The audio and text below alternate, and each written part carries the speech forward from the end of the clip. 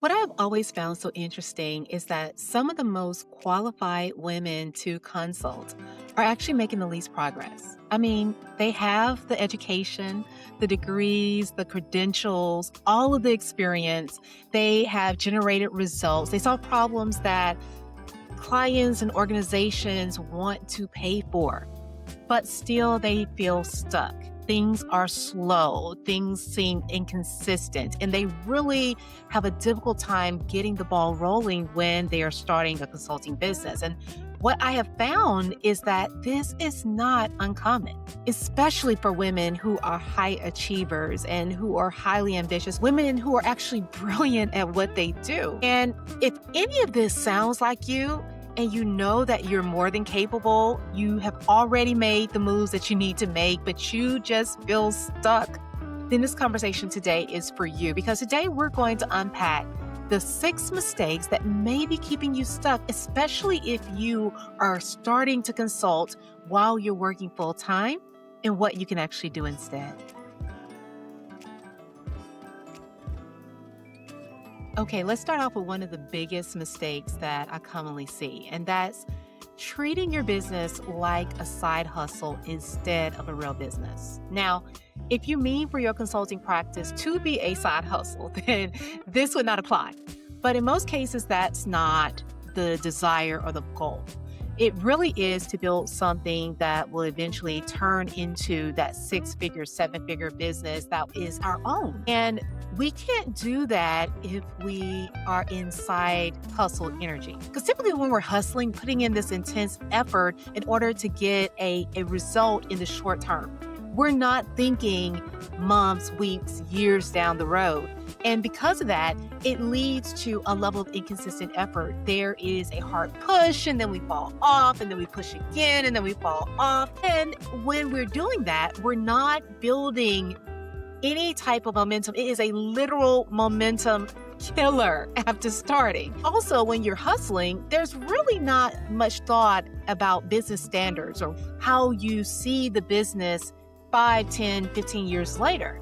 And because of that, it leads us to create something that may not be fully representative of what we want to have long term. The thing is that you can have a side hustle or you can have a real business, but there has to be the decision as to which one that you actually want. If you want this to be something that is a business that lasts, then you're going to have to move out of the side hustle energy. Because when you're in the side hustle energy, when you're treating it like a side job, a side idea, and you are not putting all that you can into building it up, you're not going all in when it comes to your business. You're making the business optional. And if the business is optional, then the likelihood that it will be sustainable is actually very low. So one of the first mistakes we make is making our business a side idea or a side hustle, and we really do need to remove that side hustle energy. Now, the next mistake that I often see is waiting for more time or the right time to get serious. And this is problematic because there is no right time, because life is going to life. You're going to have responsibilities. As a working professional, you have a lot on your plate already. If you have a family, you have tons on your plate already. There is a lot going on day to day, and there is so much that we can't plan for that happens. And if we are always waiting for that time where things are going to be perfect, where we're going to have all of the time and the energy and feel great, in order for us to move forward with the things that we need to do in order to get the business fully off the ground, then it is not going to happen. So it's not about really thinking about time per se. It is more so about you determining for yourself that you are going to commit to this. This is something that is a little bit sneaky, because often we think that we're committing to the work. We're showing up, we're networking, we're trying to get our name out there, we're trying to land clients. But if we're very honest with ourselves, we're often not going all in. We're not doing all of the things that we could. We are doing just enough to get by, but we're not leaning fully into the process. And I think that This is led to the misconception that many times people believe you need to quit your job in order to get to that point. And that's not true. It really is a mindset shift. When you determine that you are going to focus on your business, that you're going to carve out time and space for that business, for the actions that you need to take in order to land the clients that you want to serve, then you're going to see the fruits of that labor. You are going to find that the more that you are able to commit to the things that you need to do, commit to the routine, commit to the marketing, commit to the sales, commit to the networking, commit to the creation of the tools that you're going to use, commit to the intellectual property that you want to establish. When you fully commit to that, that is the moment where things begin to take off. And one of the biggest hurdles that often causes many highly successful women to remain stagnant is the fact that we're successful. It's the fact that you have the success in your current job and your career is not designed for you to create something of your own. It's designed for you to grow in that career. So you have to be very intentional about carving out the time that you need in order to grow the business that you want. But when you do that, you'll find that the momentum will come, the growth will come, the scale will come. But the first obstacle we have to get over is waiting on the right time for us to take that step. You don't have to quit your job. You don't have to drop everything and put it all behind your business and your business idea. But instead, we have to commit and focus on what is necessary in order to get us to that next level. All right, I got on my soapbox for a minute, so let's move on. Now, the third mistake that I see often happen is that we often underestimate our current market value. This is a huge issue, especially for women with experience, with a lot of experience, mainly because a lot of what you do day to day, you take for granted. You are taking for granted the knowledge that you have that came from the degrees that you've earned. You're taking for granted a lot of the experience that you have from working in your job over the years. You're taking for granted even the lived experiences, the little moments that you have experienced as a woman in the workplace, as a woman of color in the workplace, that have shaped the way that you perceive things. You're taking for granted the talents and the skills that you hold that don't directly align with the job that you have right now. And when we do that, we are selling ourselves short. What often happens starting out is that many women consultants go into this industry and they try and recreate what they have done in their 9-to-5 in their consulting business. And that's not necessarily wrong, but what it often leads to is us putting out services that lead to underpricing and even a lot of competition because we're not standing uniquely in the market, in the space that we can actually hold based upon all that we're bringing to the table. And a lot of what I like to do with clients when we're first starting to work together is to really pull from the totality of what they're bringing to the table. All of their experiences, all of their knowledge, and all of their skills and tools and talents and assets. Because when you do this, you're increasing the value of what you are providing. And let's be honest, when we're able to increase the value, you can price at a higher level. And being able to do that helps you get the business off the ground more swiftly. Because your business is there to make money. Yes, it's there to make an impact. Yes, it's there to serve your clients. Yes, it's there to do all of these other wonderful things. But you also want to generate the revenue that you need in order to, if you want to, leave your 9-to-5 or just create more freedom and flexibility in your life so that these things become a choice and an option for you instead of being something that you feel like you have to do. So being able to extract that value fully is what's going to help you increase your value in the market and therefore increase the amount that you're compensated for it. Now, the next mistake, and this is a big one, is overthinking your launch plans. How you start your business, how you grow it, you're overthinking it. And this can be very common for many high-level ambitious women, mainly because if you're like me, you're a recovering perfectionist. And so you are challenged with overcoming this perfectionism that tends to rear its ugly head when you're in the process of building this business. You are doing things like tweaking your website and you're rewriting your offer time and time again. You're changing your niche because you hear another coach or someone else recommend a different strategy or a different approach to doing that. You're going in branding loops where you're trying to figure out how you want to brand yourself in this space, whether it is from colors and fonts to how you actually are branded personally, your personal branding.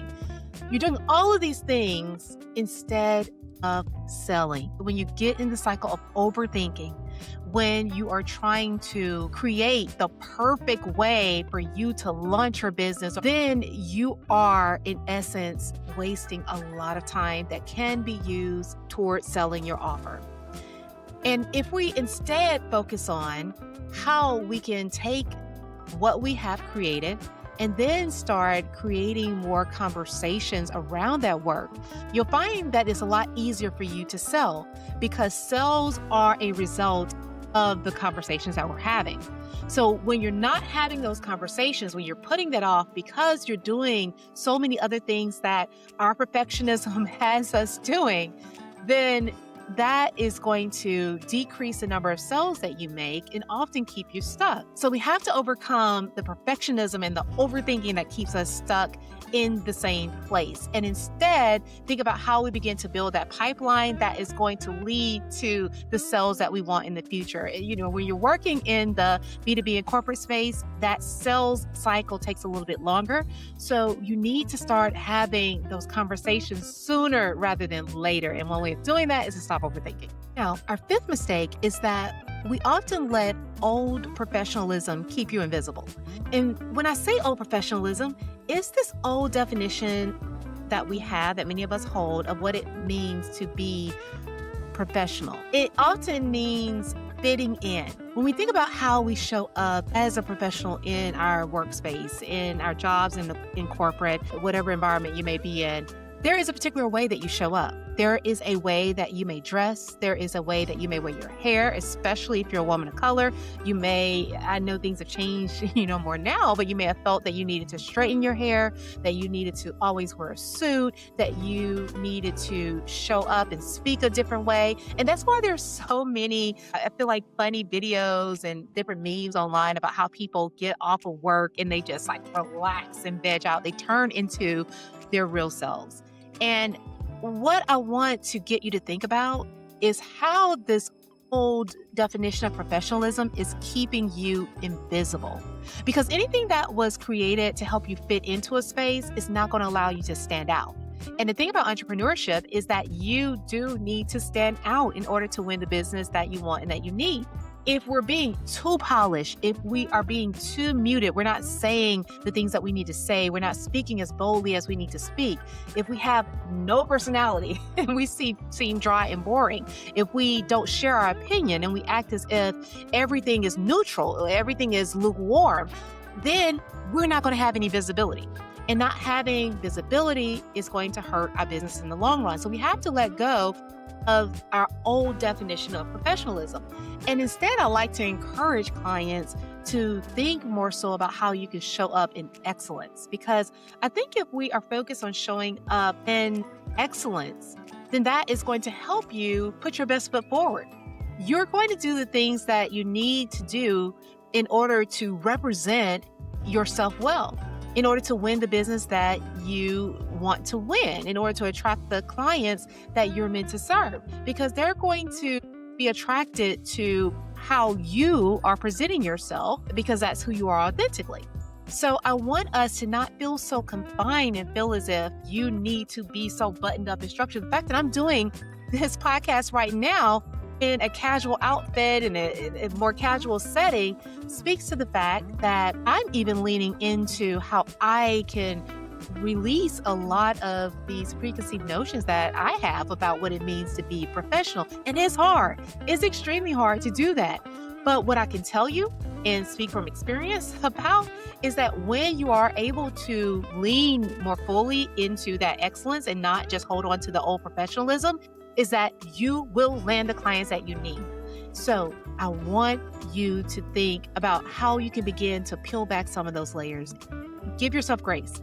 It's going to take time, But if you can get over this hurdle of the old professionalism keeping you invisible, you will make the strides you need to grow the business that you want. And last but not least, you do not need more credentials in order to create the momentum in your business. You are not stagnant because you don't have another credential behind your name. When you're thinking about additional credentials, certifications, anything else that you want behind your name, I want you to embark on that journey because you want to do it, because you feel as if you need that knowledge in order to serve better. Because no matter what you may feel, and this is something that I feel as if is somewhat hardwired in our minds as women of color, especially, another certificate, another degree, another class is not going to make someone see you as more qualified. There are certain preconceived notions that some people have that we can't do anything about. We have to detach ourselves from that need to prove, from the desire to somehow show others that we are qualified. You are more than qualified right now. As successful as you have been in your career, you are vastly qualified in order to serve as a consultant, in order to build your business. And so these credentials that you may be eyeing or looking at or even thinking about, they are not needed for that purpose. Do it for yourself, but not for the business.